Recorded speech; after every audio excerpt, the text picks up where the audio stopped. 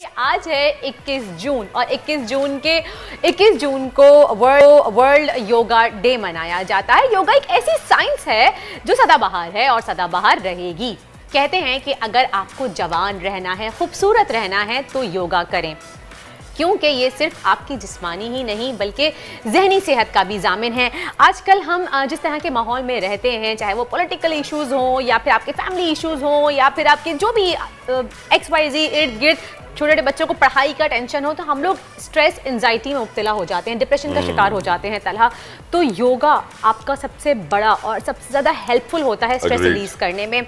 आपको फेस पे ग्लो चाहिए, योगा कीजिए। आपको इम्यूनिटी बूस्ट करनी है, योगा कीजिए। आपको डाइजेस्टिव सिस्टम का प्रॉब्लम है, बाउल मूवमेंट की प्रॉब्लम है, आप योगा कीजिए। और प्रोग्राम शुरू होने से पहले मुझे कह रही थी कि आपको बाल चाहिए तो योगा कीजिए। हाँ, वाकई अगर आपके बाल गिरते हैं, बहुत ज़्यादा हेयरफॉल है, तो आप योगा थेरेपी कर सकते हैं। लेकिन हाँ, योगा इज लेकिन डेली बेसिस पे आपको करना चाहिए। और योगा से वेट लॉस होता है अगर आप सही तरीके से उसके पोस्चर्स करें। लेकिन आप किसी इंस्ट्रक्टर के साथ कीजिए, खुद से घर में यूट्यूब देख के ना कीजिए, क्योंकि इस बात की मैं खुद गवाह हूं कि योगा से वेट लूज होता है। आई एग्री, नॉट जस्ट आपने जितनी बातें कही बिल्कुल सही कि मैं आपको सेकंड करूंगा, क्योंकि यकीनन मेरे भी अंकल हैं, वो काफी बड़ी उम्र के हैं, 80 साल के करीब हैं, लेकिन फिर भी बड़े जवान रहते हैं। फतेहुल्लाह कुंडी उनका नाम है और वो योगा करते हैं। और योगा की वजह से न सिर्फ उनका वेट कंट्रोल रहता है, he is always in a good state of mind. Healthy mind से ही हेल्दी बॉडी आती है।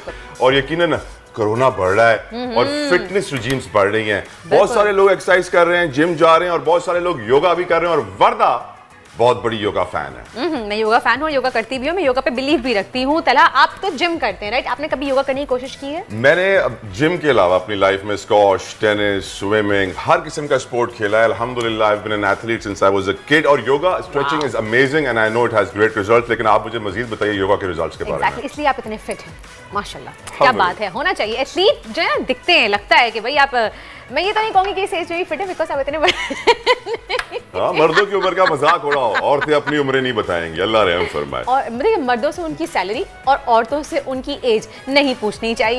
लेकिन अगर आप स्पोर्ट्स को भी मजहब से जोड़ लेंगे तो हम आगे कैसे चल सकेंगे? अब क्वेश्चन ये होता है कि भाई, आपने अपने जिस्म की वर्जिश करनी है, आप इसको योगा ना कहें, आप कुछ और कह लें। और क्वेश्चन ये है कि अगर वो इंडिया करा रहा है, पाकिस्तान करा रहा है, वो दुनिया कोई मुल्क भी करा रहा है, लेकिन ये कह देना जी कि क्योंकि पुलिस जो है वो ने अलाउ क्यों किया या हुकूमत ने अलाउ क्यों किया। अब आपको पता है इंटरनेशनल डे जो है योगा का, ये तो यूएन मनाता है, ठीक है। और अच्छा, मजे की बात है, दुनिया की सारी कौमें मनाती हैं, इसमें इसमें पूरी दुनिया में मनाया जाता है। जब ये कोविड आया था तो लोगों ने जो है वो समझा कि घर में हम योगा करेंगे। किसी ने कहा जी कि हम इस तरह नमस्ते करेंगे। मेरा ख्याल है कि हमें, किसी ने कहा हमें शेक हैंड नहीं करना चाहिए, चेस्ट पे हाथ रखना चाहिए, किसी ने कहा ऐसे करना चाहिए। लोगों ने अपने तरीके अडॉप्ट किए, लेकिन हम किसी चीज़ को मज़हब के साथ किस तरह जोड़ सकते हैं? और हम क्यों करके ये कहें कि जी कि अगर एक मुल्क भारत अगर वो करवा रहा है या वो कोई और मुल्क करवा रहा है, तो हम पकड़ के जनाब वहाँ पे लोगों को मारना शुरू कर दें।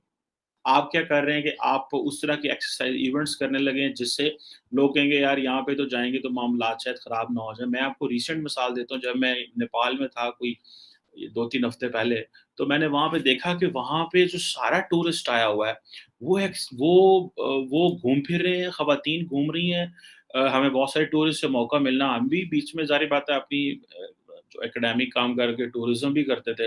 तो लोगों से मिलना, बात करना, जी आप कहाँ से हैं? वो कहे जी हम फ्रांस से आए हैं, हम जर्मनी से आए हैं, हम यहाँ रूस से आए हैं, हम कहाँ से आए हैं।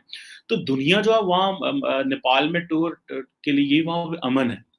तो अगर ममालिक अपने आप के ऊपर अगर ये मज़हबी छाप लगाना शुरू कर देंगे, आप अच्छे से मज़हब अपना प्रैक्टिस करें, आप मुसलमान हैं, हिंदू हैं, ईसाई हैं, आप जो भी हैं, आप रहें, बिल्कुल रहें। लेकिन किसी एक प्रैक्टिस को ये कह देना कि जी ये जो है वो इस्लाम को खतरा तो नहीं इससे।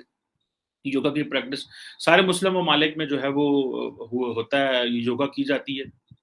पाकिस्तान में योगा होती है। मैं यहाँ पे कई ऐसे एक्सरसाइज कराने वाले जिनको जानता हूँ जो योगा कराते हैं। यहाँ पे होटल्स में योगा होती है और बहुत सारी जगहों पे होती है। तो ये कह देना कि इसको एक इस तरह एक रंग देना, इसका मेरा नहीं ख्याल कि एक तो इसको ज़्यादा हाइलाइट करने वाली बात है योगा को इटसेल्फ को। अब पूरी दुनिया को पता चलेगा जी देखो वो फलां मुल्क में योगा के वाले जो है ना वो हुआ था।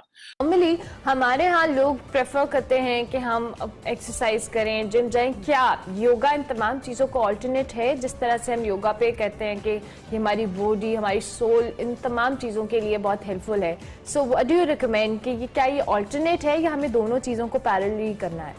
ये अगर आप योगा के सिर्फ योगा की बात करें तो योगा एक कंप्लीट साइंस है, ठीक है, जो कि आपको जिम की एक्सरसाइजेस या आपने फिजिकल ट्रेनिंग कोई और करनी है, पिलाटेस करनी है, स्विमिंग करनी है, रनिंग करनी है, वो सब एक तरफ और योगा पूरा एक तरफ। तो yoga can give you the benefits of each and everything. और योगा तो इतनी अमेजिंग चीज है कि जैसे फिजिकली आप अगर जिम जाते हैं आपको एक certain level of fitness already चाहिए। आप अगर स्विमिंग करते हैं एक सर्टेन लेवल ऑफ फिटनेस चाहिए, पिलाटेस के लिए चाहिए, रनिंग के लिए चाहिए। लेकिन योगा एक इतनी अमेजिंग फॉर्म ऑफ एक्सरसाइज है। Exercise is just one aspect of yoga, जिसको हम आसानास कहते हैं। योगा ऐसी चीज है कि एक बेडरिडन इंसान भी कर सकता है, एक बच्चा भी कर सकता है, एक बूढ़ा भी कर सकता है, आप चेयर पे बैठे बैठे कर सकते हैं, आप बेड पे लेटे लेटे कर सकते हैं।